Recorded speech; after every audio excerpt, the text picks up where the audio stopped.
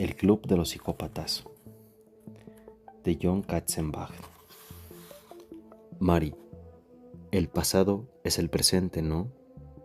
Es el futuro también.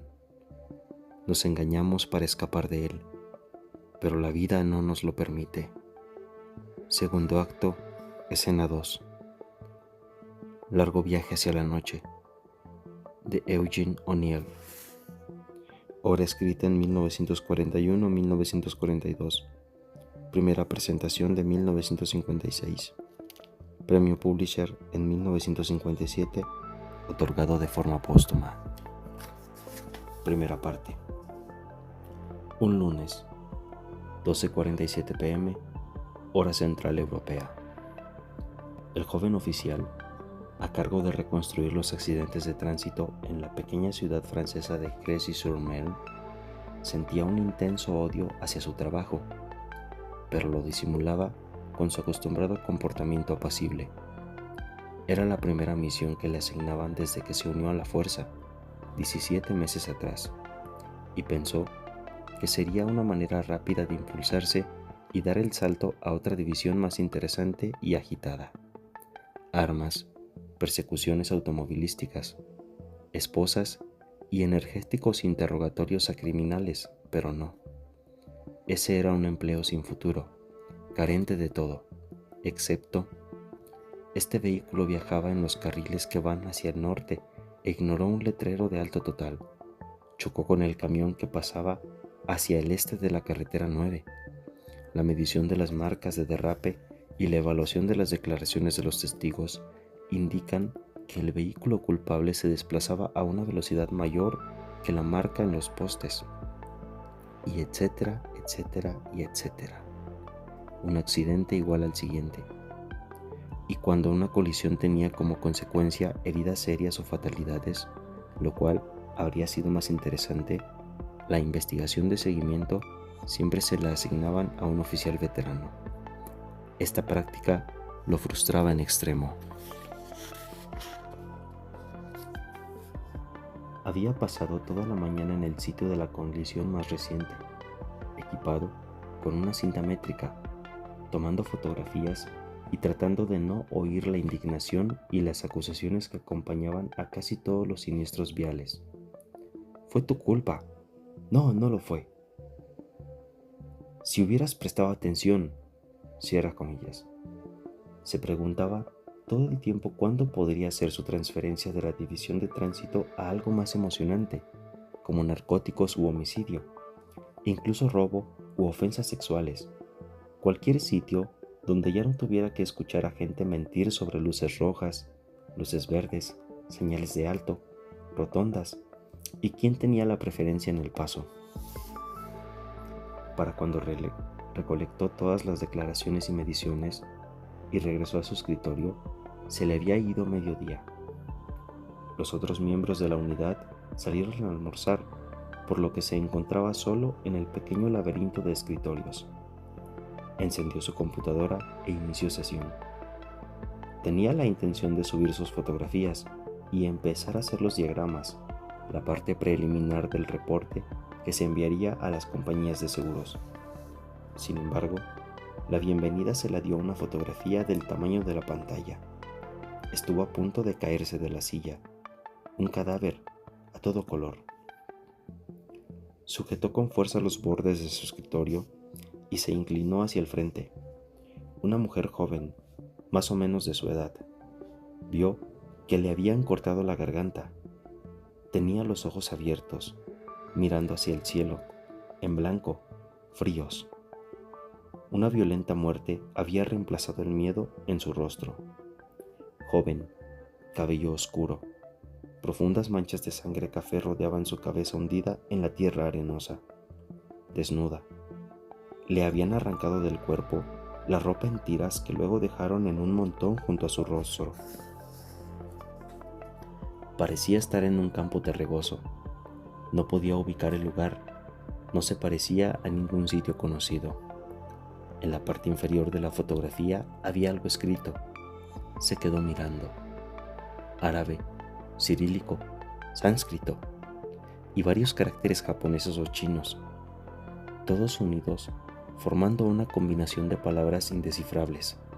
Nada de francés, ni siquiera algo de alemán o español que hubiera podido traducir con lo que recordaba de sus días en la escuela y de las clases de idiomas. El joven oficial de tránsito observó la fotografía con detenimiento. Debe ser falsa, pensó. Alguien me está jugando una broma. Pero no es 1 de abril. Parecía real. Su primer reflejo fue tirarla en el cesto de la basura, eliminarla de su computadora y retomar su trabajo.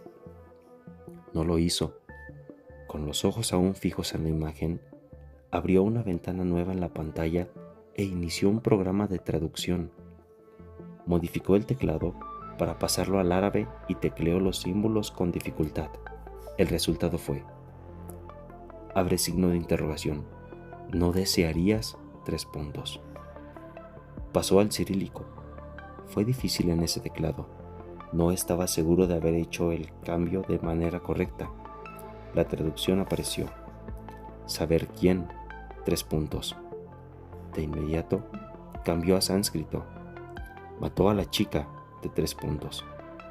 Le tomó algunos minutos descifrar que las palabras finales estaban en caracteres de chino mandarín y la traducción era: abre signo de interrogación. ¿No desearía saber quién mató a la chica y dónde murió? Cierra signo de interrogación. El joven oficial tenía la boca seca. Sintió que su respiración se volvía más superficial. Nunca había sentido miedo en su trabajo y en realidad no creía estar espantado, sino genuinamente perturbado. Volvió a observar la fotografía. Era hábil en informática, no un experto, pero sabía lo suficiente para no tardar en encontrar la dirección IP donde había originado la imagen.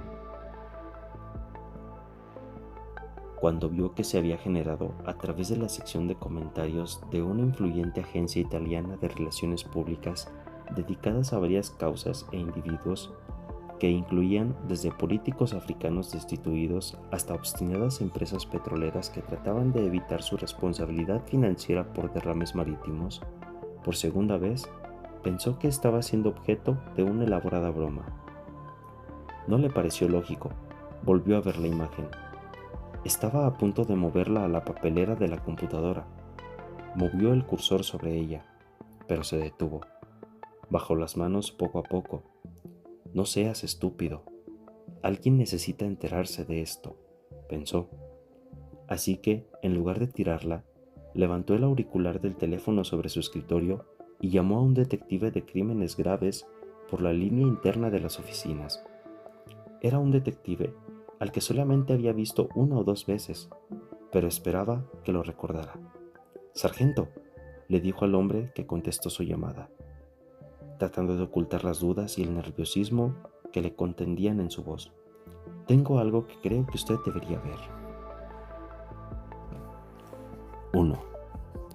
Ese mismo lunes, unas horas más tarde, en una sala privada de chat electrónico, Delta escribió: «Misión cumplida, como lo prometí. Aquí hay un encabezado para nosotros.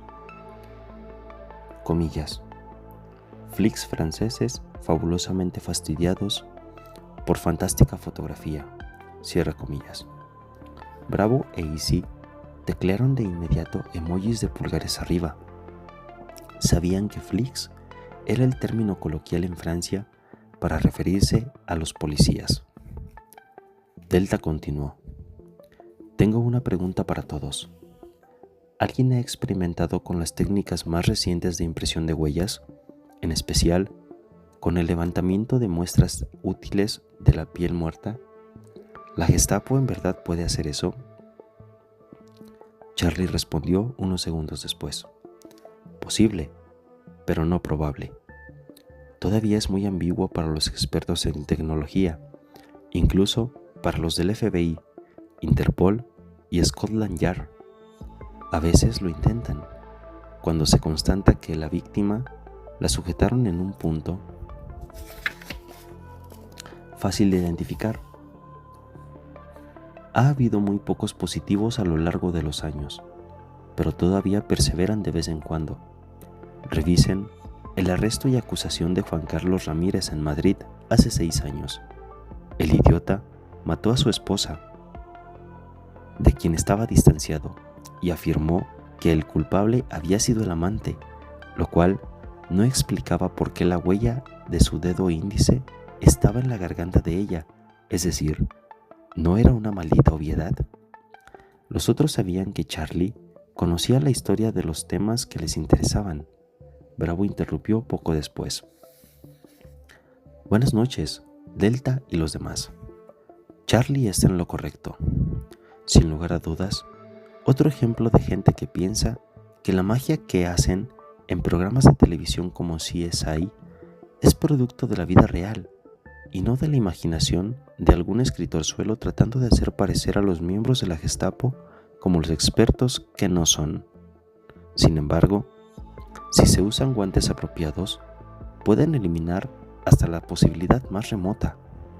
Una advertencia: a veces, incluso los guantes quirúrgicos de la mejor calidad dejan huellas parciales, porque son demasiado finos y los aceites corporales o el sudor pueden penetrar el látex.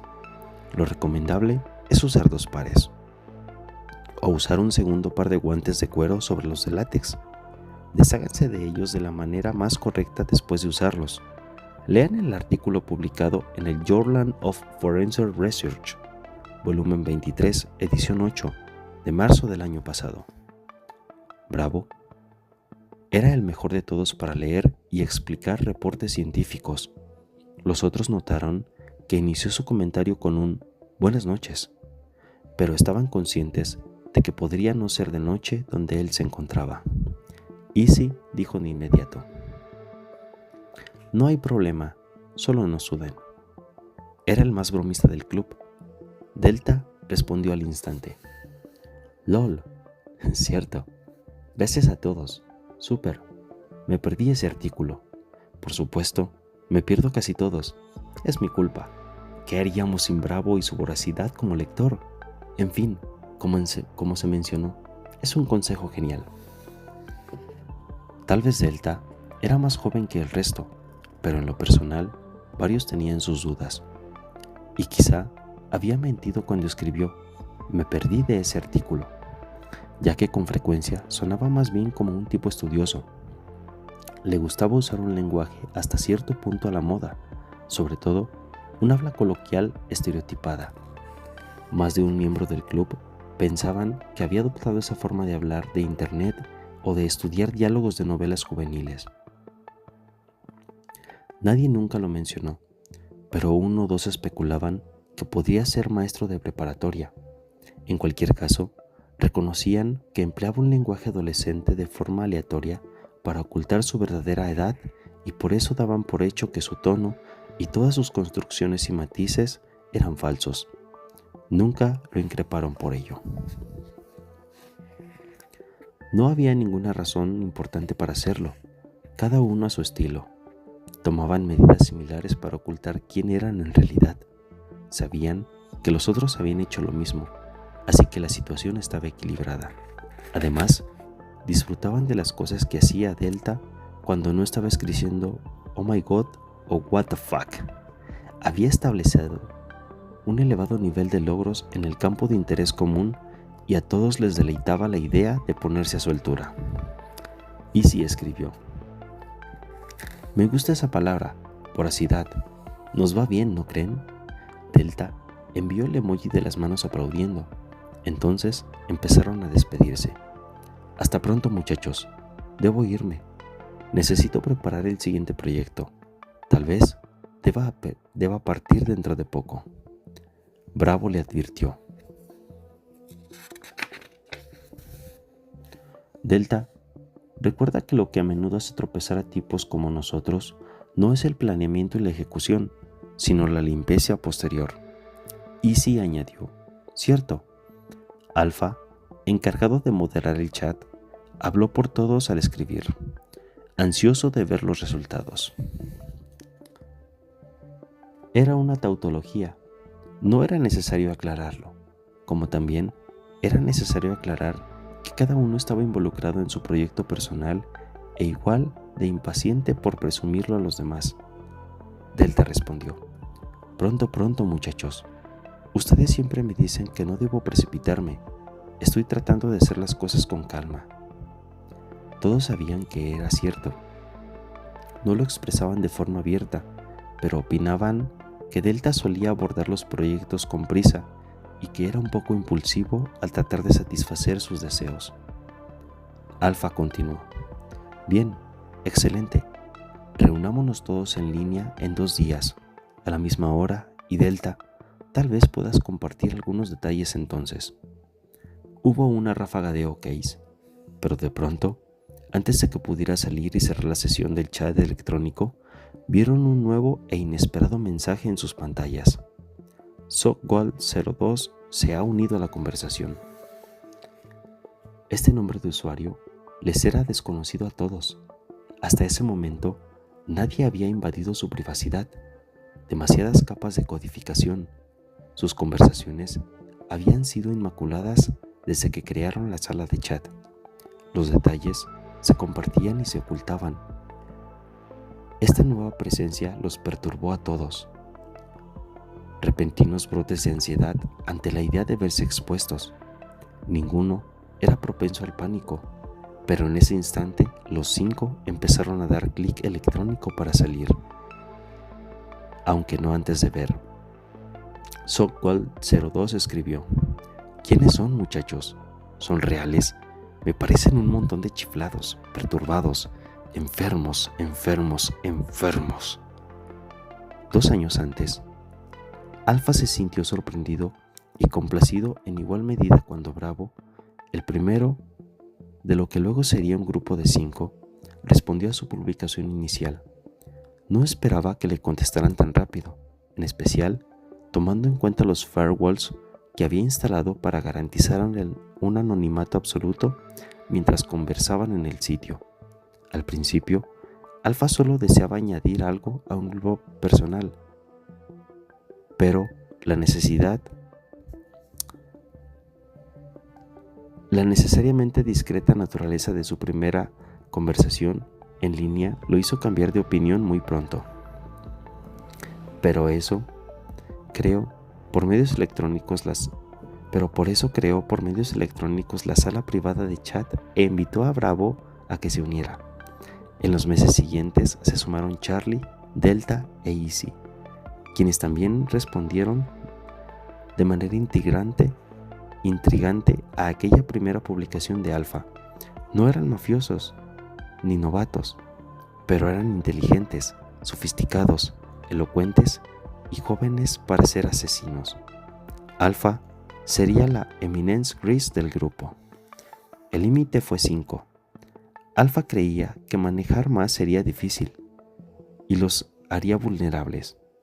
Después de sus primeras conversaciones tentativas por este medio electrónico y de que los otros desplegaran sus acreditaciones para que él estuviera seguro de que ninguno era un ansioso y astuto detective en un país lejano o a la vuelta de la esquina en su propio vecindario, Alfa insistió en cerrar la participación con esas 5 identidades.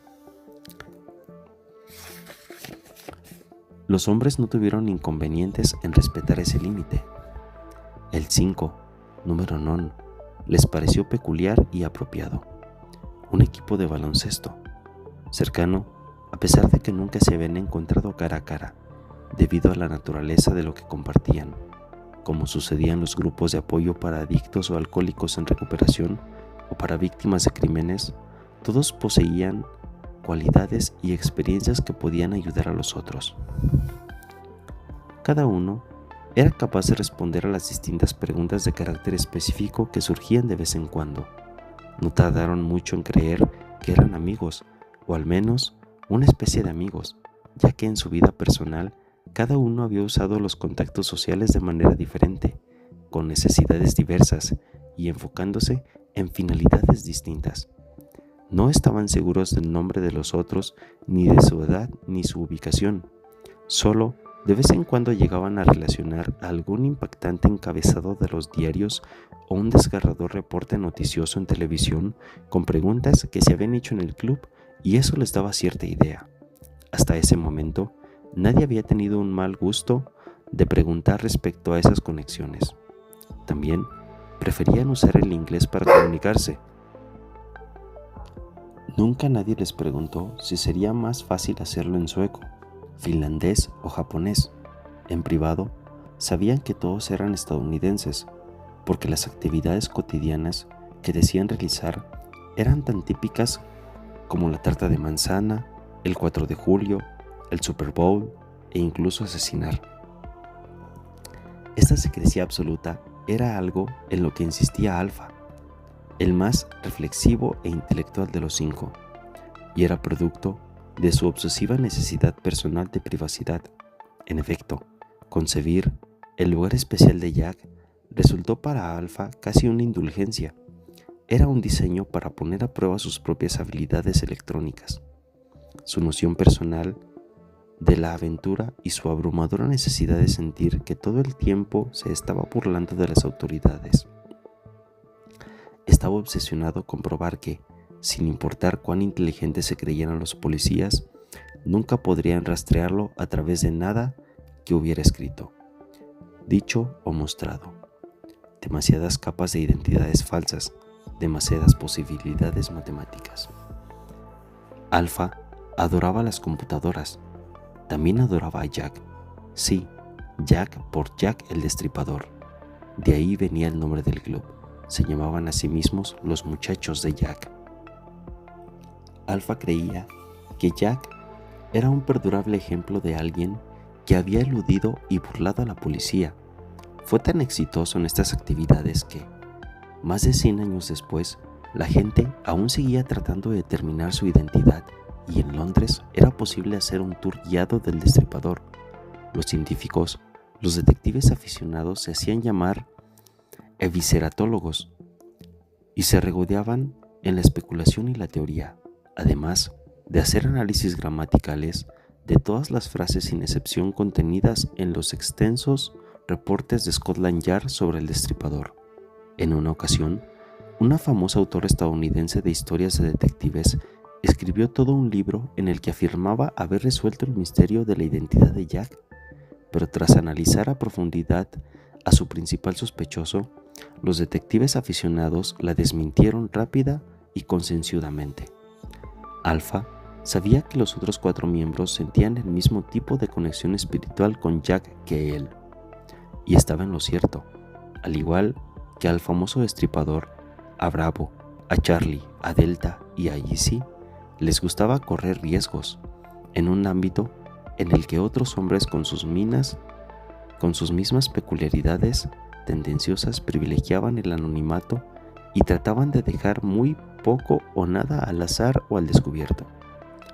Aunque eran una contradicción, a los 5 les gustaba el azar, además de diferenciarlos de la mayoría de las descripciones encontradas en los estudios académicos realizados sobre la gente como ellos. Esta cualidad había confundido a cualquier analista del FBI. La primera publicación de Alpha, lo que provocó la necesidad de crear la sala de chat, fue un modesto manifiesto titulado ¿Por qué hago lo que hago? Un documento breve, constituido de forma minuciosa, 3 borradores escritos a mano antes de publicarlo. No era un tratado disperso sobre Dios, la naturaleza y el colapso del mundo en general, como el escrito de Ted Kaczynski. Alpha recordaba que hasta cierto punto al Unamover lo identificaron porque, como había estudiado en Harvard, utilizó de forma correcta el punto y coma en sus escritos, y estos resultaron demasiado distintivos y personales, por supuesto, reconocibles. Bravo encontró la sección de comentarios al final del manifiesto y respondió: «Siento lo mismo». Esa simple frase los unió, motivó un ágil intercambio entre sus teclados y después se transformó en una sala de chat.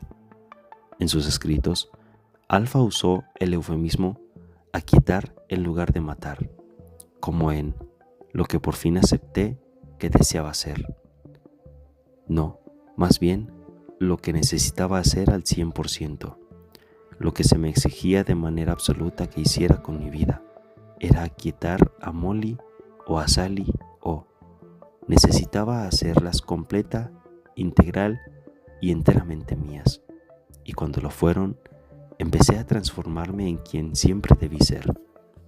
Bravo subrayó esto y respondió: lo sé, sientes una grandeza absoluta en tu interior. Está esperando surgir. La clave es descubrir la manera precisa de liberarla. Aquietar fue el primer eufemismo que se adoptó en la sala de chat.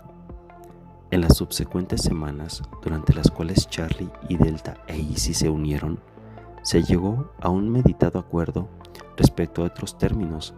Adquirir en lugar de secuestrar. En lugar de tortura usaron importunar y se refirieron a toda la policía de los destruidos escuadrones rurales de la Fuerza Menor, a las sofisticadas y supercompetentes unidades de Nueva York, Roma, Tokio, Los Ángeles, como la Gestapo, aunque siempre hablaban de las técnicas de una manera oblicua. Era un lenguaje que ellos podían entender al instante porque, a pesar de ser muy distintos, se reconocían como cortados con la misma tijera. Ninguno de los cinco eran tan ingenuo como para creer que un experto en ciencias del comportamiento del FBI, una división especial de Scotland Yard o sus contrapartes policíacas en París, Berlín, Madrid, Buenos Aires, Rotterdam o Ciudad de México no reconocerían de inmediato la verdadera naturaleza de sus conversaciones. Sin embargo, su discurso era suficientemente inexacto para parecerle tedioso y aburrido a casi cualquier otra persona. Lo que no resultaba aburrido eran las fotografías que publicaban de vez en cuando y que deleitaban a todos. Una de las mayores alegrías que compartían era publicar sus propios ejercicios de fotografía especializada en los sitios de internet de departamentos de policía elegidos al azar. Estaciones de polis les llamaban, de la región del Ártico, correspondiente a Alaska, a la salvaje pampa de la Patagonia, de Christchurch a Cantón, al igual que el investigador de tránsito de Crécy-sur-Marne, cuya mañana del todo ordinaria, un pobre policía en un departamento encendería la computadora de su oficina esperando encontrar otro día aburrido de reportes e incidentes triviales y vería un cuerpo empapado en sangre o un miembro cortado con un pie de foto que dijera: ¿reconoces esto? O, incluso mejor, ¿no te gustaría saber quién lo hizo? Los textos estaban en varios idiomas: japonés en una ocasión, swahili, árabe, rara vez en inglés. Se tenía la preocupación de que ciertas características no identificables aparecieran en todas las imágenes. A Alpha le agradaba que en lugar de solo hacerlo él, 5 pares de ojos examinaran las fotografías en busca de indicios delatores antes de enviarlas. Responsabilidad compartida. Precisión compartida. En más de una ocasión, habían vetado una imagen debido a que uno de los muchachos de Jack notó algo que podría ser reconocible: una planta de cierto especial fondo, una prenda distintiva, la ubicación de una herida. También se turnaban para hacer la publicación final. Nunca la realizaba el perpetrador. Se la pasaba a alguno de los otros después del análisis, pero todos disfrutaban de igual manera del acto y se deleitaban con la destreza informática de quien editaba y enviaba las imágenes. En una ocasión, como parte de una broma, además de la fotografía de uno de los cadáveres de Charlie, Easy incluyó unas coordenadas de GPS en un país, pero las envió a una estación de policía en un continente distinto, a miles de kilómetros de distancia, a un segundo país que era enemigo político del primero. Era como enviar a policías de Teherán información sobre un cadáver en los alrededores de Denver, en Colorado. Cuando se reunieron en línea, rieron al imaginar el shock y la consternación de la estación de policía que habían elegido, las dificultades de esta al tratar de comunicarse con la estación cercana al lugar donde fue localizada la víctima. Luego, los muchachos de Jack se desvanecían en internet y regresaban a su oculta vida personal, a pesar de que esas fotografías eran borradas del lugar especial de Jack tras haber sido compartidas con los otros y de que desaparecían pronto entre los vapores de internet. Los muchachos de Jack ya las habían guardado con fuego en su imaginación, pero ninguno era ingenuo. Sabían que nada desaparecía del mundo electrónico para siempre o por completo, y aunque esto les resultaba excitante, casi embriagante, ya que todos escogían el peligro, saberlo les sumó a su repentina ansiedad cuando vieron el siguiente mensaje del intruso. Sockwall 2 escribió: o sea, ¿ustedes qué son, muchachos? ¿Un montón de vejestorios desgastados que quieren verse superinteligentes? ¿Qué fingen? ¿Ser verdaderamente asesinos? ¿Una especie de club de tipos raros que se calientan con enfermedades fantasiosas de asesino? Montón de pervertidos. Alpha leyó la burla y en cuestión de segundos sus dedos empezaron a volar entre el teclado. Estaba en lo que llamaba oficina, un sitio que alguna vez fue un sórdido y mohoso sótano, pero que modificó de acuerdo a sus singularidades necesidades. Ahí había colocado 4 distintas pantallas de computadora que ahora tenía enfrente. Nunca había ejecutado el lugar especial de Jack el algoritmo rastreador instalado varios años antes. No le parecía necesario. Una especie de honor de ladrón le había impedido usarlo con Bravo, Charlie, Delta o Isley. Imaginaba que, de todas maneras, ellos habían tomado las medidas informáticas necesarias para contrarrestarlo, que hacían rebotar sus mensajes a través de varios servidores en todo el mundo. En el caso de este intruso, supo que la situación sería distinta. Por un segundo, se maldijo a sí mismo por no haber hecho más pruebas de actualización en el algoritmo. Sabía que debía mantener a Sockwall 02 en línea y conectado durante algunos minutos, lo suficiente para rastrearlo. Si acaso funcionaba, hiciera su trabajo, el rastreador. Alpha tecleó: esta es una sala privada de chat. Al entrar en ella, estás violando nuestra privacidad, varias leyes estadounidenses y tratados internacionales. Debes disculparte ahora mismo y salir de inmediato. Alpha tenía claro que, si acaso había alguna, eran muy pocas las leyes que regían la presencia de Sockwall 02 sin importar lo irritante que ésta fuera en Estados Unidos, Gran Bretaña, Europa Occidental o Latinoamérica.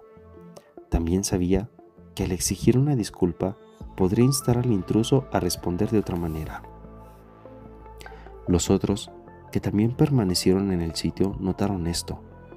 Los 4 supieron enseguida que Alpha necesitaba que el intruso continuara ahí el suficiente tiempo para que fuera a ser localizado y para que planeara qué hacer. Bravo escribió: mira, muchacho, estás cometiendo un tremendo error. Lárgate ahora. Sabía que la mejor manera de lograr que alguien continuara haciendo algo estúpido era diciendo que hiciera exactamente lo contrario. Delta lo comprendió también. Escribió: no sabes en qué tipo de problemas te estás metiendo.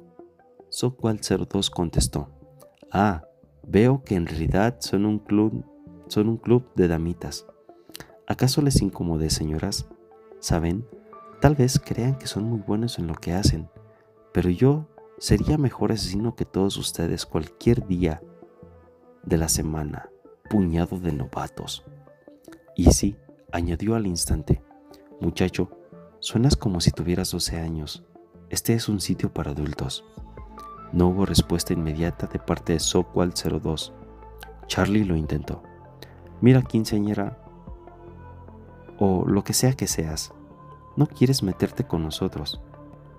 Entonces Sockwall 02 contestó: sí, pues ya lo hice. Los veo luego, Club de Losers. Entonces vieron. Sockwall 02 ha dejado la conversación. Todos dejaron de teclear. Los embargaba la rabia y toda variedad de emociones y pensamientos. Alpha tuvo que imponerse para organizarlos. Cuando desarrolló el lugar especial de Jack, también implantó varios planes de contingencia en caso de que surgiera algún tipo de dificultad. Con el paso de los años, sin embargo, bajó la guardia, porque sintió que todo lo que había hecho iba más allá de lo necesario para protegerse a sí mismo y a los demás. Alpha escribió: "Gracias a todos, se quedó tiempo suficiente, creo que lo tengo". Dejó que esta afirmación ardiera en internet. Delta formuló la pregunta que todos tenían en mente: ¿policía? Alpha respondió: "No, justo lo que parecía ser, un estúpido adolescente estadounidense con demasiado tiempo libre, de la costa este, Nueva Inglaterra. Noten esto, Sockwall 02. Si estuviera en Europa, su nombre de usuario habría sido Footwall, ¿no?".